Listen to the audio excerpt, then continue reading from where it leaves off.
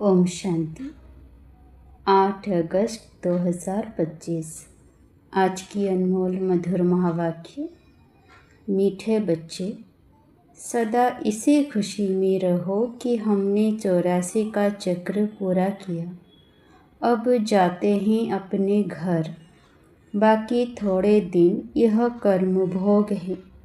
प्रश्न: विकर्माजीत बनने वाले बच्चों को विकर्मों से बचने के लिए किस बात पर बहुत ध्यान देना है? उत्तर: जो सर्व विकर्मों की जड़ देह अभिमान है, उस देह अभिमान में कभी ना आए, यह ध्यान रखना है। इसके लिए बार बार देही अभिमानी बन बाप को याद करना है।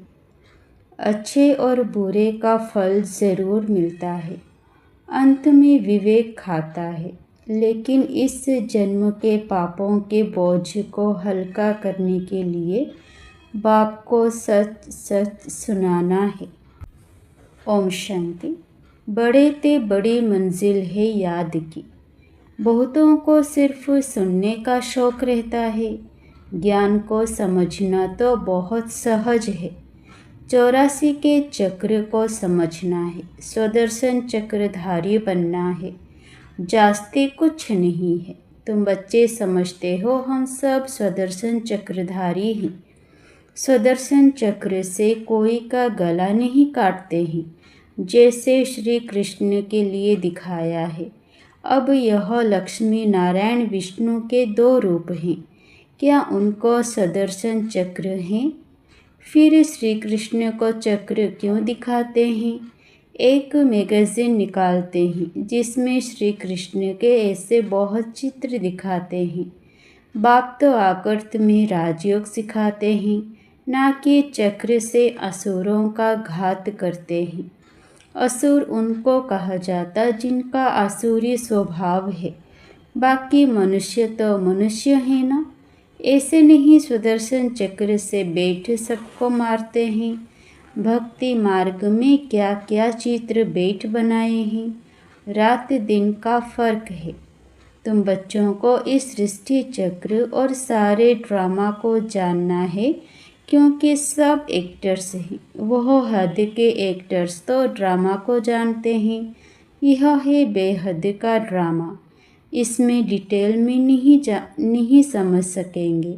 वह तो 2 घंटे का ड्रामा होता है। डिटेल में पार्ट जानते हैं। यह तो 84 जन्मों को जानना होता है। बाप ने समझाया है, मैं ब्रह्मा के रथ में प्रवेश करता हूँ। ब्रह्मा के भी 84 जन्मों की कहानी चाहिए। मनुष्यों की बुद्धि में यह बातें आ ना सके। यह भी नहीं समझते कि 84 लाख जन्म हैं या 84 जन्म हैं। बाप कहते हैं तुम्हारे 84 जन्मों की कहानी सुनाता हूँ। 84 लाख जन्म हो तो कितने वर्ष सुनाने में लग जाएं। तुम तो सेकंड में जान जाते हो। 84 जन्मों की कहानी है। हमने 84 का चक्र कैसे लगाया है। 84 लाख हो तो सेकंड में थोड़े ही समझ सकते। 84 लाख जन्म है ही नहीं। तुम बच्चों को भी खुशी होनी चाहिए। हमारा 84 का चक्र पूरा हुआ। अब हम घर जाते हैं। बाकी थोड़े दिन यह कर्म भोग है। विकर्म भस्म हो कर्मातीत अवस्था कैसे हो जाए, इसके लिए यह युक्ति बताई है। बाकी समझाते हैं इस जन्म में जो भी विकर्म किए हुए हैं वह लिख कर दो तो बोझ हल्का हो जाए। जन्म जन्मांतर के विकर्म तो कोई लिख ना सके। विकर्म तो होते आए हैं। जब से रावण राज्य शुरू हुआ है तो कर्म विकर्म हो पड़ते हैं। सतयुग में कर्म अकर्म होते हैं। भगवान वाच तुमको कर्म अकर्म विकर्म की गति को समझाता हूँ। विकर्माजीत का संबंध लक्ष्मी नारायण से शुरू होता है। सीढ़ी में बड़ा क्लियर है। शास्त्रों में कोई यह बातें नहीं है। सूर्यवंशी चंद्रवंशी का राज भी तुम बच्चों ने समझा है कि हम ही थे। विराट रूप का चित्र भी बहुत बनाते हैं, परंतु अर्थ कुछ भी नहीं जानते। बाप बिगर कोई समझा नहीं सकते। इस ब्रह्मा के ऊपर भी कोई है ना जिसने सिखाया होगा। अगर कोई गुरु ने सिखाया होता तो उस गुरु का सिर्फ एक शिष्य तो नहीं हो सकता। बाप कहते हैं, बच्चे तुम्हें पतित से पावन, पावन से पतित बनना ही है। यह भी ड्रामा में नोंद है। अनेक बार यह चक्र पास किया है, पास करते ही रहेंगे। तुम हो ऑलराउंड पाठधारी, आदि से अंत तक पार्ट और कोई का है नहीं। तुमको ही बाप समझाते हैं, फिर तुम यह भी समझते हो कि दूसरे धर्म वाले फलाने फलाने समय पर आते हैं। तुम्हारा तो ऑलराउंड पार्ट है। क्रिश्चियन के लिए तो नहीं कहेंगे कि सतयुग में थे, वह तो द्वापर के भी बीच में आते हैं। यह नॉलेज तुम बच्चों की ही बुद्धि में है। किसको समझा भी सकते हो। दूसरा कोई सृष्टि के आदि मध्य अंत को नहीं जानते। रचयिता को ही नहीं जानते तो रचना को कैसे जानेंगे। बाबा ने समझाया है, जो राइटियस बातें हैं वो छपाकर एरोप्लेन से सब जगह गिरानी है। वो पॉइंट्स अथवा टॉपिक्स बैठ लिखनी चाहिए। बच्चे कहते हैं काम नहीं है। बाबा कहते हैं यह सर्विस तो बहुत है। यहाँ एकांत में बैठ यह काम करो। जो भी बड़ी बड़ी संस्थाएं हैं, गीता पाठशालाएं आदि हैं, उन सबको जगाना है, सबको संदेश देना है। यह पुरुषोत्तम संगम युग है। जो समझदार होंगे वह झट समझेंगे। जरूर संगम युग पर ही नई दुनिया की स्थापना और पुरानी दुनिया का विनाश होता है। सतयुग में पुरुषोत्तम मनुष्य होते हैं। यहाँ है आसुरी स्वभाव वाले पतित मनुष्य।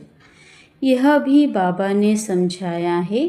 कुंभ का मेला आदि जो लगता है, बहुत मनुष्य जाते हैं स्नान करने। क्यों स्नान करने जाते हैं? पावन होना चाहते हैं। तो जहाँ जहाँ मनुष्य स्नान करने जाते हैं वहाँ जाकर सर्विस करनी चाहिए। मनुष्यों को समझाना चाहिए यह पानी कोई पतित पावनी नहीं है। तुम्हारे पास चित्र भी है। गीता पाठशालाओं में जाकर यह पर्चे बांटने चाहिए। बच्चे सर्विस मांगते हैं, यह बैठ कर लिखो। गीता का भगवान परमपिता परमात्मा शिव है, ना कि श्री कृष्ण। फिर उनकी बायोग्राफी की महिमा लिखो। शिव बाबा की बायोग्राफी लिखो। फिर आपे ही वह जज करेंगे। यह पॉइंट्स भी लिखनी है कि पतित पावन कौन है। फिर शिव और शंकर का भेद भी दिखाना है। शिव अलग है, शंकर अलग है। यह भी बाबा ने समझाया है। कल्प 5000 वर्ष का है। मनुष्य 84 जन्म लेते हैं, ना कि 84 लाख। यह मुख्य मुख्य बातें शॉर्ट में लिखनी चाहिए, जो एरोप्लेन से भी गिरा सकते हैं, समझा भी सकते हैं। यह जैसे गोला है, इसमें क्लियर है फलाने फलाने धर्म फलाने फलाने समय पर स्थापन होते हैं। तो यह गोला भी होना चाहिए। इसलिए मुख्य 12 चित्रों के कैलेंडर्स भी छपवा सकते हो, जिसमें सारा ज्ञान आ जाए और सर्विस सहज हो सके। यह चित्र बिल्कुल ज़रूरी है। कौन से चित्र बनाने हैं, क्या क्या पॉइंट लिखनी चाहिए, वह बैठ लिखो। तुम गुप्त वेश में इस पुरानी दुनिया का परिवर्तन कर रहे हो। अननोन वॉरियर्स हो, तुमको कोई नहीं जानते। बाबा भी गुप्त, नॉलेज भी गुप्त। इनका कोई शास्त्र आदि बनता नहीं और धर्म स्थापक के बाइबल आदि छपते हैं। जो पढ़ते आते हैं हर एक के छपते हैं। तुम्हारा फिर भक्ति मार्ग में छपता है। अभी नहीं छपना है, क्योंकि अभी तो यह शास्त्र आदि सब खत्म हो जाने हैं। अभी तुमको बुद्धि में सिर्फ याद करना है। बाप के पास भी बुद्धि में ज्ञान है। कोई शास्त्र आदि थोड़े ही पढ़ते, वह तो नॉलेजफुल है। नॉलेजफुल का अर्थ फिर मनुष्य समझते हैं, सबके दिलों को जानने वाला। भगवान देखते हैं तब तो कर्मों का फल देते हैं। बाप कहते हैं यह ड्रामा में नूंद है।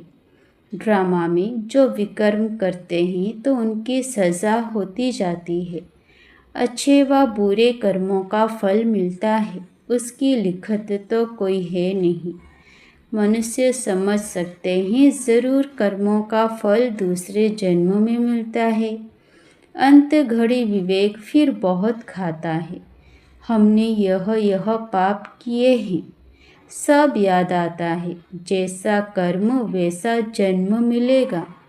अभी तुम विकर्माजीत बनते हो तो कोई भी ऐसा विकर्म नहीं करना चाहिए। बड़े ते बड़ा विकर्म है देहाभिमानी बनना। बाबा बार बार कहते हैं देही अभिमानी बन बाप को याद करो। पवित्र तो रहना ही है। सबसे बड़ा पाप है काम कटारी चलाना। यही आदि मध्य अंत दुख देने वाला है। इसलिए सन्यासी भी कहते यह कागविष्ठा समान सुख है। वहाँ दुख का नाम नहीं होता, यहाँ दुख ही दुख है। इसलिए सन्यासियों को वैराग्य आता है, परंतु वह जंगल में चले जाते हैं। उन्हों का है हद का वैराग्य, तुम्हारा है बेहद का वैराग्य। यह दुनिया ही छी है। सब कहते हैं बाबा आकर हमारे दुख हर कर सुख दो। बाप ही दुख हरता सुख करता है। तुम बच्चे ही समझते हो कि नई दुनिया में इन देवताओं का राज्य था। वहाँ किसी भी प्रकार का दुख नहीं था। जब कोई शरीर छोड़ता है तो मनुष्य कहते हैं स्वर्गवासी हुआ, परंतु यह थोड़े ही समझते कि हम नरक में हैं। हम जब मरे तब स्वर्ग में जाएं, परंतु वह भी स्वर्ग में गया व यहाँ नरक में आया, कुछ भी समझते नहीं। तुम बच्चे तीन बाप का राज भी सबको समझा सकते हो। दो बाप तो सब समझते हैं, लौकिक और पारलौकिक, और यह अलौकिक प्रजापिता ब्रह्मा फिर है यहाँ संगम युग पर। ब्राह्मण भी चाहिए ना। वह ब्राह्मण कोई ब्रह्मा के मुख वंशावली थोड़े ही हैं। जानते हैं ब्रह्मा था, इसलिए ब्राह्मण देवी देवता नमः कहते हैं। यह नहीं जानते कि किसको कहते हैं। कौन से ब्राह्मण? तुम हो पुरुषोत्तम संगम योगी ब्राह्मण, वह है कलियुगी। यह है पुरुषोत्तम संगम युग। जब तुम मनुष्य से देवता बनते हो, देवी देवता धर्म की स्थापना हो रही है, तो बच्चों को सब पॉइंट्स धारण करनी है और फिर सर्विस करनी है।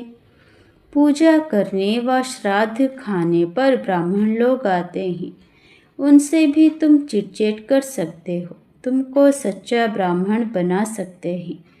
अभी भादों का मास आता है, सभी पत्रों को खिलाते हैं, पितरों को खिलाते हैं। वह भी युक्ति से करना चाहिए, नहीं तो कहेंगे कि ब्रह्मा कुमारियों के पास जाकर सब कुछ छोड़ दिया है। ऐसा कुछ नहीं करना है जिसमें नाराज हो। युक्ति से तुम ज्ञान दे सकते हो।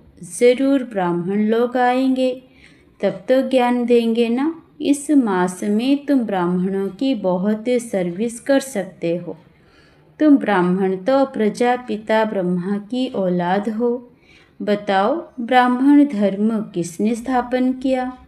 तुम उन्हों का भी कल्याण कर सकते हो घर बैठे। जैसे अमरनाथ की यात्रा पर जाते हैं तो वे सिर्फ लिखत से इतना नहीं समझेंगे, वहाँ बैठ समझाना चाहिए। हम तुमको सच्ची अमरनाथ की कथा सुनाएं। अमरनाथ तो एक को ही कहा जाता है। अमरनाथ अर्थात जो अमरपुरी स्थापन करे, वह है सतयुग। ऐसे सर्विस करनी पड़े, वहाँ पैदल जाना पड़ता है। जो अच्छे अच्छे बड़े बड़े आदमी हों, उनको जाकर समझाना चाहिए। सन्यासियों की भी तुम ज्ञान दे सकते हो। तुम सारी सृष्टि के कल्याणकारी हो। श्रीमत पर हम विश्व का कल्याण कर रहे हैं।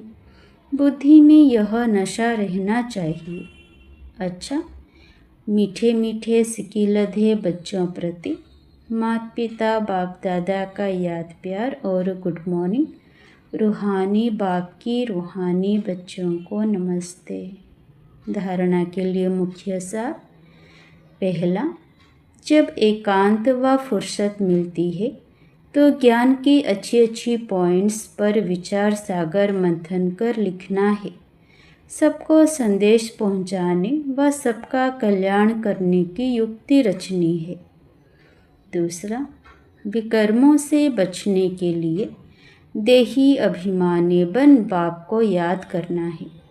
अभी कोई भी विकर्म नहीं करना है। इस जन्म के किए हुए विकर्म बाप दादा को सच सच सुनाना है।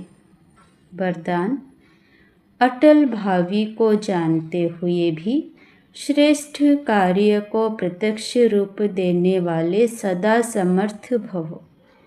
नया श्रेष्ठ विश्व बनने की भावी अटल होते हुए भी समर्थ भव के वरदानी बच्चे सिर्फ कर्म और फल के, पुरुषार्थ और प्रारब्ध के निमित्त और निर्माण के कर्म फिलोसफी अनुसार निमित्त बन कार्य करते हैं। दुनिया वालों को उम्मीद नहीं दिखाई देती और आप कहते हो यह कार्य अनेक बार हुआ है, अभी भी हुआ ही पड़ा है, क्योंकि स्व परिवर्तन के प्रत्यक्ष प्रमाण के आगे और कोई प्रमाण की आवश्यकता ही नहीं। साथ साथ परमात्म कार्य सदा सफल है ही। स्लोगन, कहना कम करना ज़्यादा, यह श्रेष्ठ लक्ष्य महान बना देगा। अव्यक्त इशारे। सहज योगी बनना है तो परमात्मा प्यार के अनुभवी बनो। सेवा में व स्वयं की चढ़ती कला में सफलता का मुख्य आधार है एक बाप से अटूट प्यार। बाप के सिवाय और कुछ दिखाई ना दे। संकल्प में भी बाबा, बोल में भी बाबा, कर्म में भी बाप का साथ। ऐसी लवलीन स्थिति में रह एक शब्द भी बोलेंगे तो वह स्नेह के बोल दूसरी आत्मा को भी स्नेह में बांध देंगे। ऐसी लवलीन आत्मा का एक बाबा शब्द ही जादू मंत्र का काम करेगा। अच्छा, ओम शांति।